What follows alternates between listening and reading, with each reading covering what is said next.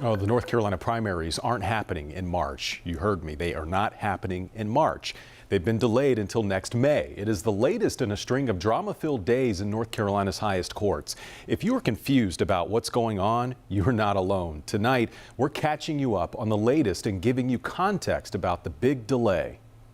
So this is pretty monumental in terms of all of the primaries being moved. On Wednesday, North Carolina Supreme Court justices made a big ruling forcing all candidates looking to run for office in 2022 to delay their primary election until May 17th of next year. Dr. Michael Bitzer is a political scientist at Catawba College. He's studied North Carolina politics for decades, and he says for candidates and voters watching the drama in the courts, it's got to be confusing.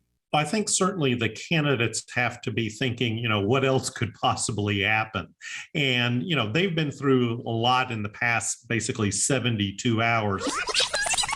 So let's rewind and get you up to speed. In early November, North Carolina Republican state lawmakers passed a set of newly drawn congressional and legislative district maps. Barely 24 hours later, Democratic groups started suing the state, calling the maps unfair and gerrymandered. That's how all of this ended up in court. On Monday, a lower court halted candidates from filing for office. Then that decision was reversed, and candidates could again file. Now the latest ruling officially delaying the North Carolina primaries. So now what? Both sides, the state of North Carolina and the Democratic group calling out the maps, have to go before a three-judge panel to argue their case to keep or throw out the maps. But I think the big question will be, has this gone too far? We had a case in 2019 that basically said the state legislative districts and the congressional districts were drawn with too much partisan gerrymandering in mind.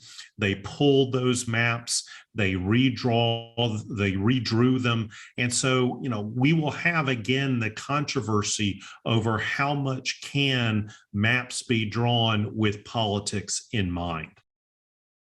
So here we go again. Those lawyers working this case likely will have to change their holiday plans. The Supreme Court set a deadline of January 11th to have the trial wrapped up and a ruling written by then. So we'll see more action in court in the coming weeks.